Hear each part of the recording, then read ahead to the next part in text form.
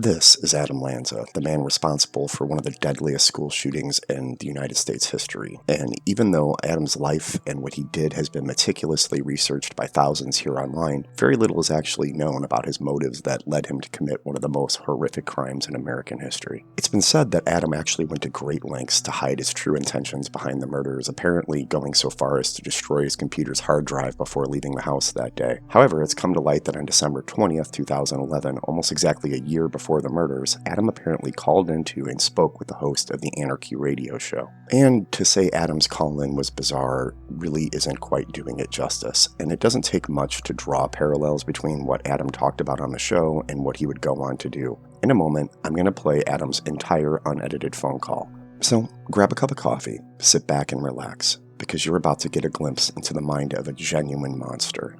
Hello.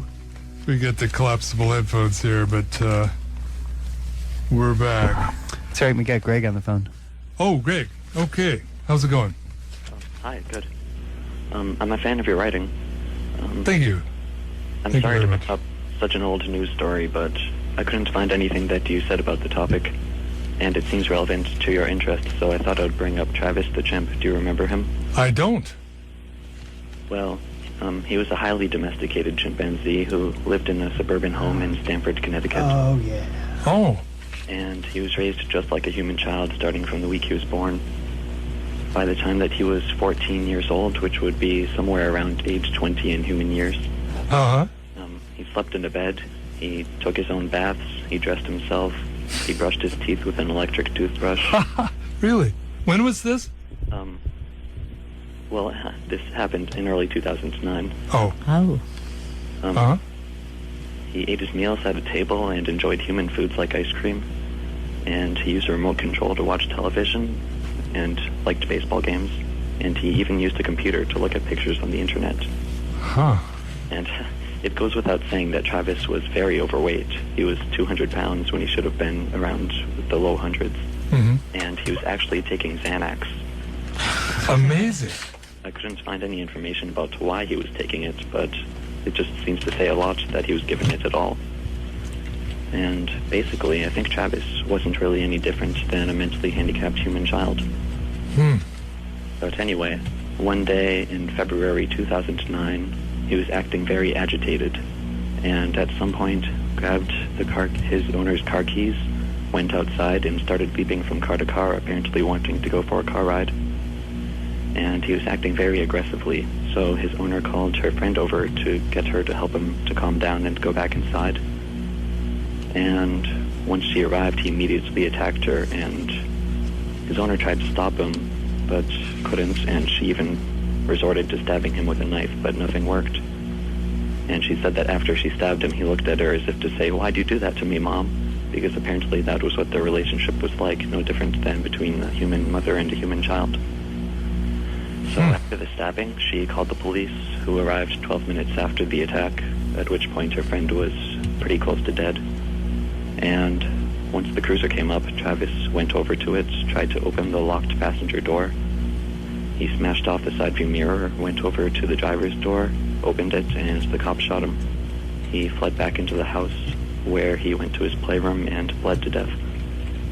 And this might not seem very relevant, but I'm bringing it up because afterward, everyone was condemning his owner for saying how irresponsible she was for raising a chimp like it was a child, and that she should have known something like this would happen because chimps aren't supposed to be living in civilization. They're supposed to be living in the wild among each other. Mm-hmm.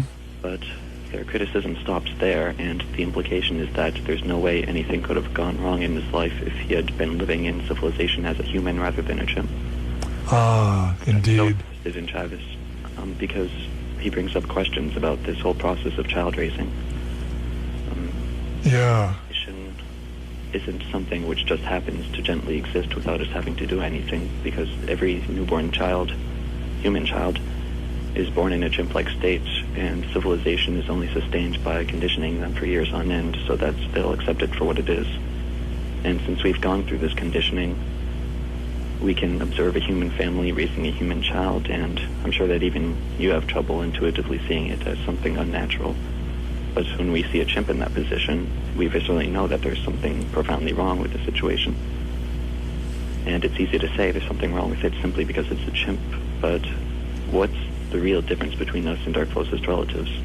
Travis wasn't an untamed monster at all. He wasn't just feigning domestication, he was civilized. He was able to integrate into society. He was a chimp actor when he was younger, and his owner drove him around the city frequently in association with her towing business, where he met many different people and got along with everyone. If Travis had been some nasty monster all his life, it would have been widely reported, but to the contrary, it seems like everyone who knew him said how shocked they were that Travis had been so savage, because they knew him as a sweet child. And there were 2 isolated incidents early in his life when he acted aggressively, but summarizing them would take too long, so basically I'll just say that he didn't act really any differently than a human child would, and the people who would use that as an indictment against having chimps live as humans do wouldn't apply the same thing to humans, so it's just kind of irrelevant. But anyway, look what civilization did to him. It had the same exact effect on him as it has on humans. He was profoundly sick in every sense of the term, and he had to resort to these surrogate activities like watching baseball and looking at pictures on a computer screen and taking Xanax. He was a complete mess. And his attack wasn't simply because he was a senselessly violent, impulsive chimp,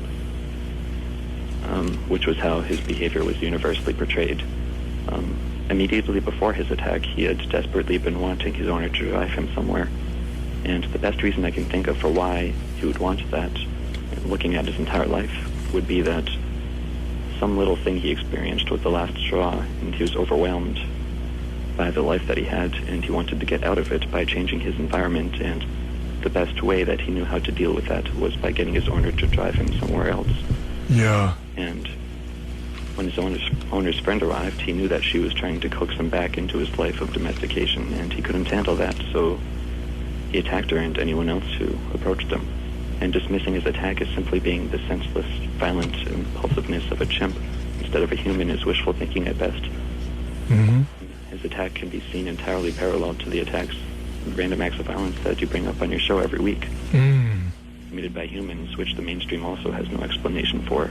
And if he's an actual human, I just don't think it would be such a stretch to say that he very well could have been a teenage mall shooter or something like that. Yeah. And Wow. Thank you, Greg. yeah, That's quite a story. Yeah, that's really apropos, isn't it? Travis the chimp.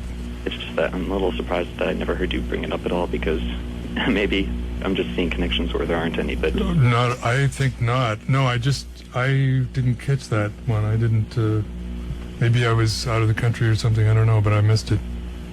Thanks very much, man. Thank you. Take Bye. care.